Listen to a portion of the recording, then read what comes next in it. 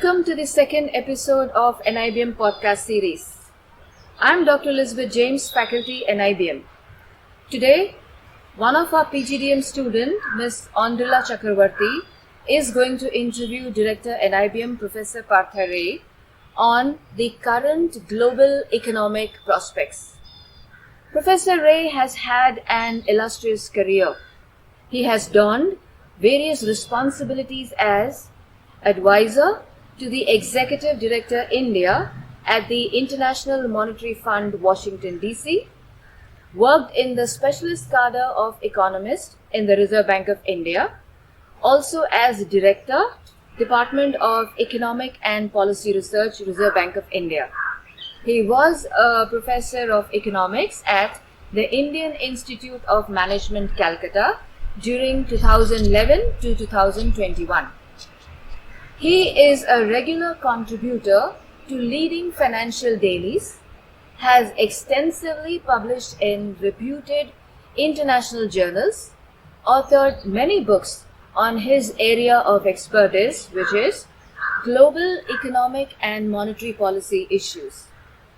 In today's episode, starting with the strategic importance of Russia and Ukraine, Professor Ray moves on to discuss the issues the world economy is grappling with and will have to face due to the Russia-Ukraine conflict.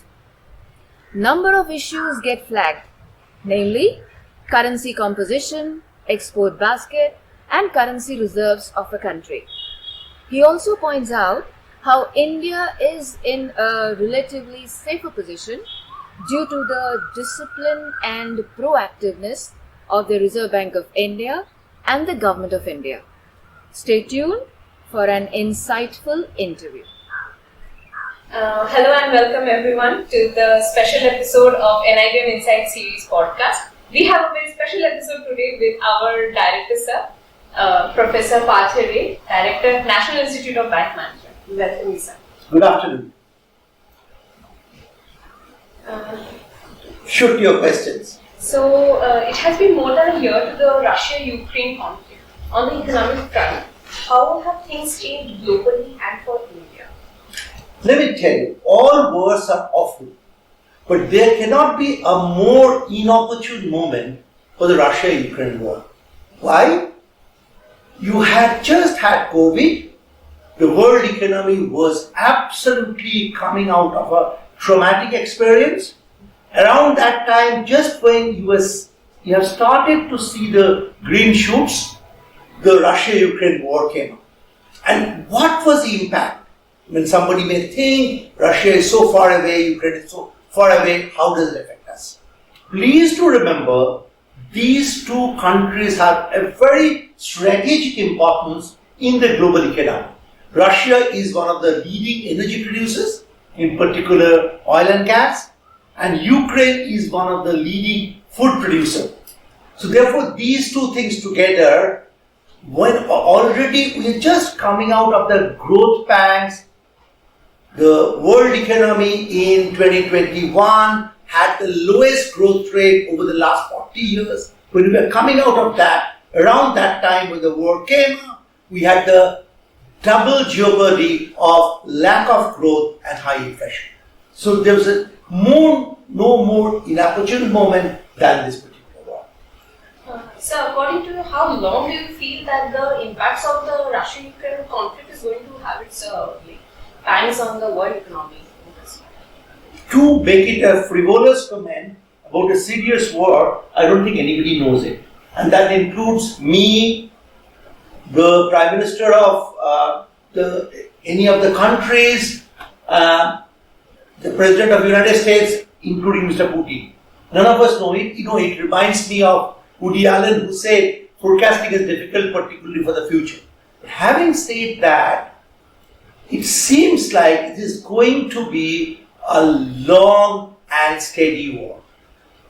We are not seeing anywhere this is in the offing, and there are each parties have their own positions. When NATO is involved, there are some views that a proxy war is on between various countries. So I'm unable to say you in terms of a number, but my hunch is this is going to be long.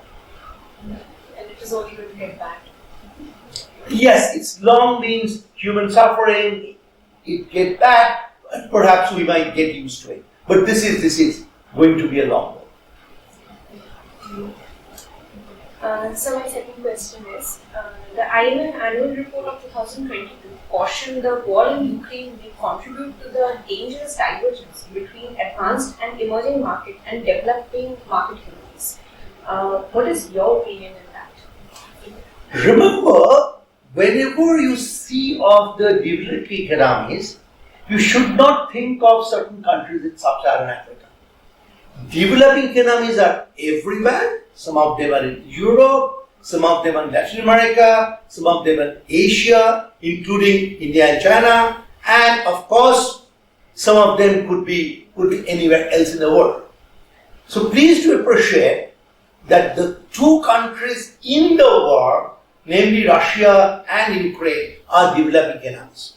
Therefore, they are suffering, and whenever there is a shock, it's like a metaphor is, it's like a healthy guy has a debilitating event like a heart attack. Now, there's a high probability that that particular person is going to survive, a higher chance. But a guy who is already weak, already feeble, if he or she gets a heart attack, there's a higher probability of his going for a fatal outcome. So therefore, in such a situation, whether it is in form of high inflation, in form of suffering of AIDS, in the form of lack of growth, it is the developing economies that are going to suffer. And whenever an event of this sort happened, the divergence has been really, really inviting. We have seen this in COVID. We have seen this even in the global financial crisis that came up in the United States, and we are going to see this even in this particular episode.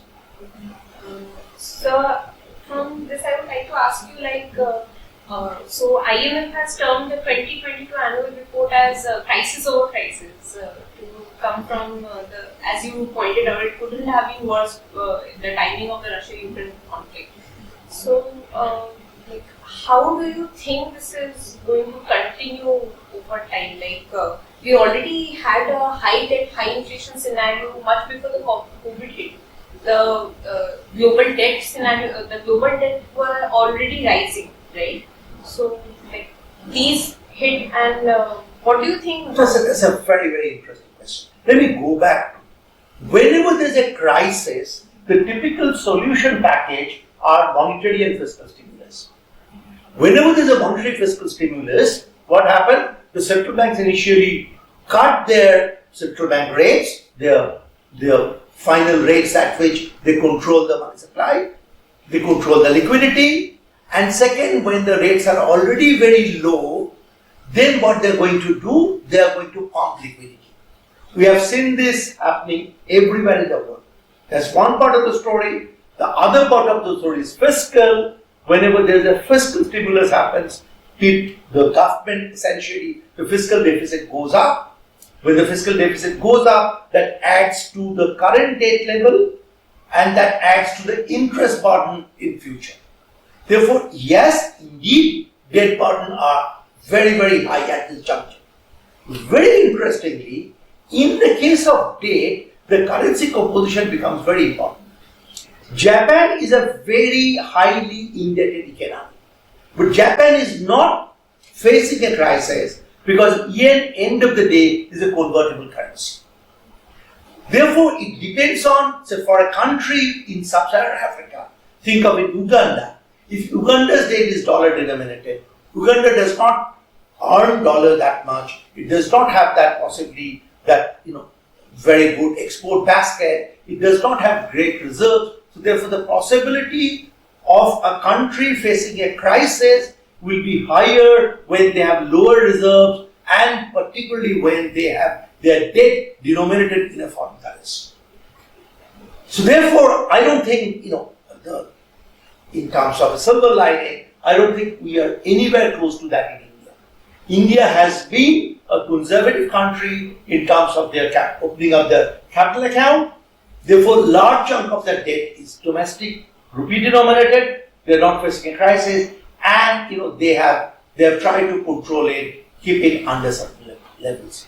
So, the countries which has been reasonably profligate, responsible to some extent, and those countries and have been hugely pump priming during the COVID crisis are going to face the typical crisis at this juncture.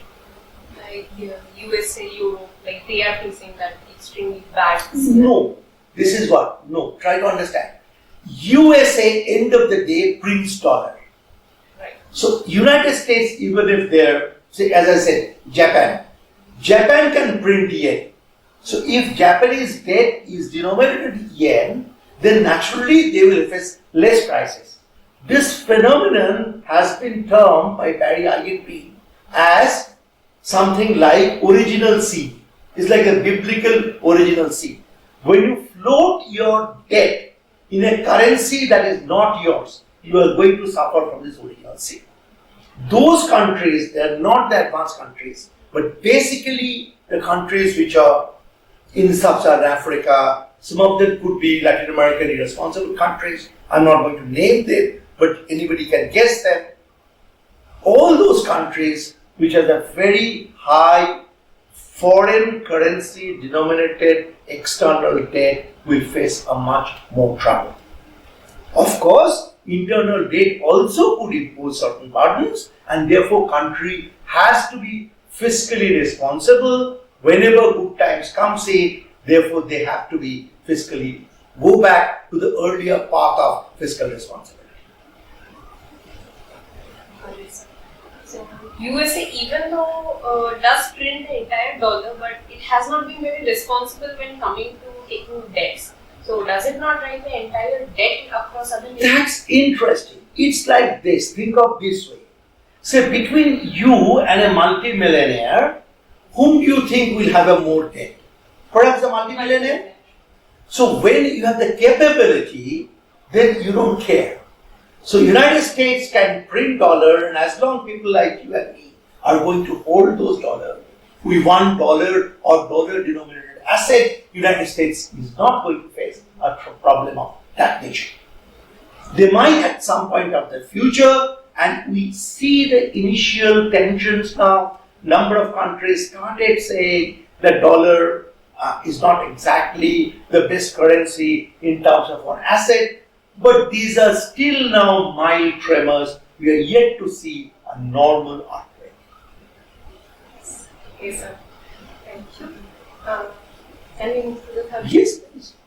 So, what more could have been done by the central banks and the governments to ease the economic constraints to countries dependent on imports and in the conflict region? Let me tell you, the central bank and the government have done whatever they needed to do during the pandemic crisis. Central bank and the government, they had to save the day. The trouble they have, how much to save for today and how much to think for tomorrow. Like us, they also face this particular trade-off between today and tomorrow. In doing so, they also have to face an uncertain future. And more is the uncertainty, more they'll be groping in the dark.